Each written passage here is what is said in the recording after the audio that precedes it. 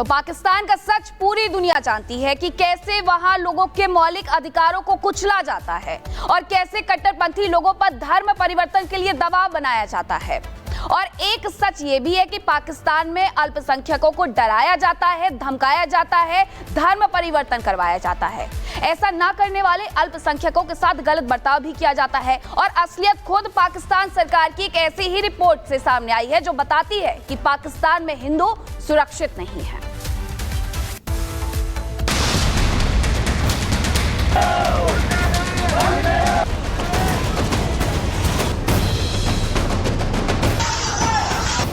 जिन्ना का मुल्क पाकिस्तान, वहां रहने वाले अल्पसंख्यकों के लिए नर्क है।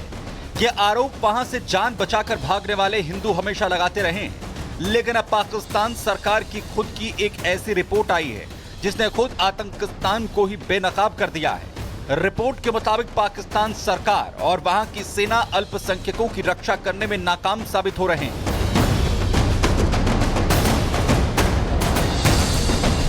दरअसल पाकिस्तान के मानवाधिकार आयोग यानी HRCP ने एक फैक्ट चेक स्टडी की है। इसका नाम है exodus is the Hindu community living Sindh. इस रिपोर्ट का मकसद सिंध में हिंदू लोगों की स्थिति को लेकर था। रिपोर्ट के अनुसार अल्पसंख्यकों की रक्षा करने में सिंध राज्य नाकाम रहा है। इसके कारण कई हिंदू परिवार पलायन के लिए बेबस हो गए। धर्म आधारित हिंसा के चलते हिंदुओं पर अत्याचार किए गए। हिंदुओं के खिलाफ वसूली, किडनैपिंग की वारदातें आम हैं, जबकि लड़कियों के अपहरण, जबरन धर्म परिवर्तन की घटनाएं भी लगातार बढ़ती जा रही हैं। रिपोर्ट में साफ लिखा है कि हिंदू परिवार सुरक्षा के लिए लगातार भारत और अन्य देशों की ओर पलायन कर रहे हैं। सिंध से हिंदुओं का पलायन केवल एक सामाजिक संकट नहीं बल्कि राज्य की जिम्मेदारी पर गंभीर सवाल खड़ा करता है। इस रिपोर्ट ने पाकिस्तान में अल्पसंख्यकों की सुरक्षा को लेकर नई बहस को जन्म दे दिया है। 9% मुसलमान हिंदुस्तान में रह गए थे पार्टीशन के समय, वो आज 27% हो गए, यानी हिंदुस्तान उनके लिए जन्नत। और जो हिंदू पाकिस्तान में रह गए थे 23%, वो आज 2% से भी कम रह गए, यानी कि हिंदुओं के लिए पाकिस्तान जहन्नुम या नर्क। हिंदुस्तान को अब वो करना चाहिए, वो भाषा बोलनी चाहिए जो पाकिस्तान समझता है। मानवाधिकार आयोग की टीम ने न केवल हिंदुओं की नाजुक होती हालत पर चर्चा की है बल्कि हिंदुओं का पलायन रोकने के लिए अपनी सलाह दी है। जैसे सिंध से हिंदुओं के पलायन पर विश्वसनीय डेटा जमा करना होगा, संवेदनशील और हिंसा वाले क्षेत्रों में पुलिस अफसरों की तैनाती की गई, जबरन धर्म परिवर्तन और बाल विवाह के खिलाफ कड़ी कार्रवाई की जाए। आपको बता दें कि 1947 में पाकिस्तान के जन्म के साथ ही वहां धार्मिक अल्पसंख्यकों के खिलाफ अत्याचार शुरू हो गए। धर्म के नाम पर बने देश में मुस्लिम कट्टरपंथियों ने दूसरे धर्म के मानने वालों के खिलाफ चुन चुन कर हिंसा की वारदातें करनी शुरू कर दी, जिसका असर ये हुआ कि जिस पाकिस्तान में हिंदुओं और सिखों की काफी तादाद हुआ करती थी, उस देश के अधिकतर जिले हिंदू और सिखों से विहीन हो चुके हैं। आजादी के समय पाकिस्तान में 20% अल्पसंख्यक थे, लेकिन अब 1.6% हिंदू ही पाकिस्तान में बचे हैं। 70 साल में हिंदू, सिख, ईसाइयों की संख्या कम होती चली गई। हालांकि पाकिस्तान के नेता कभी भी सार्वजनिक मंचों से इन आंकड़ों की हकीकत को स्वीकार नहीं करते हैं। दरअसल अगर पाकिस्तान इन आंकड़ों पर चर्चा करेगा तो हिंदुओं पर होने वाले अत्याचार की घटनाओं को भी स्वीकार करना होगा, जिससे उनका कट्टर चेहरा बेनकाब हो जाएगा। बिजनेस तो कर रहे हैं, हम तो किसी को तंग भी नहीं करते। अच्छा। अपने कारोबार से काम रखते हैं। क्यों, क्या कौन से राइट्स नहीं मिल रहे? अब तो ये तो गवर्नमेंट को ही पता, लेकिन वो हमारे जो राइट्स हैं तो वो नहीं मिलते, क्योंकि हमें बराबरी का हक नहीं है।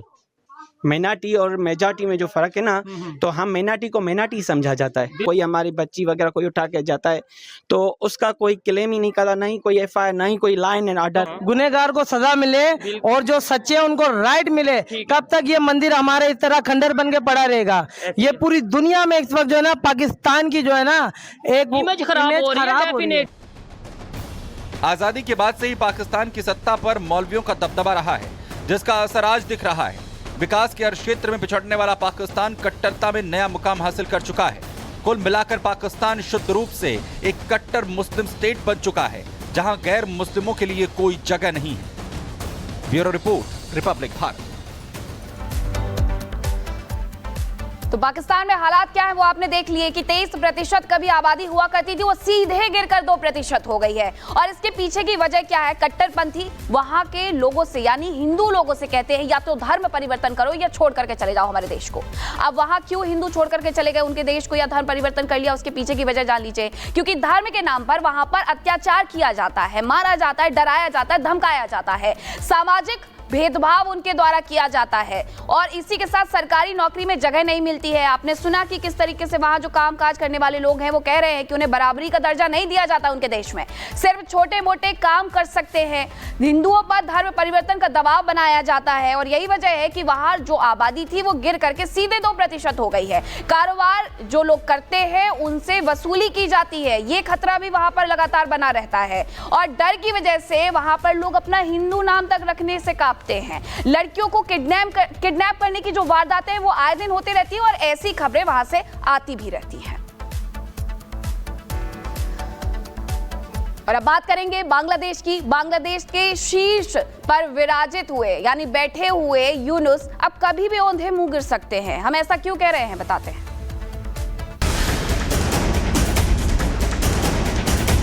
मोहम्मद यूनुस की सरकार इम्पार्शियल नहीं होती तो ऐसा ना होता कि अवामी लीग के 1/3 नेता देश छोड़ के बाहर चले जाएं। तो बांग्लादेश के प्रधानमंत्री यूनुस जो सत्ता में आते ही भारत को आंख दिखाने की कोशिश कर रहे थे, अब उन्हीं के देश में उन्हीं के नेता उन्हें आंख तरे रहे हैं। बदलाव के नाम पर सत्ता के शीर्ष पर बैठे शेख यूनुस के खिलाफ अब बगावत के सुर मजबूत दिख रहे हैं, जिन्होंने अपने देश में भड़की हिंसा को ना तो कम किया और ना ही रोका और अब खुद भी सत्ता गंवाने की कगार पर पहुंच गए हैं। आखिरकार ऐसा क्यों हुआ, इस रिपोर्ट में आपको दिखाएंगे।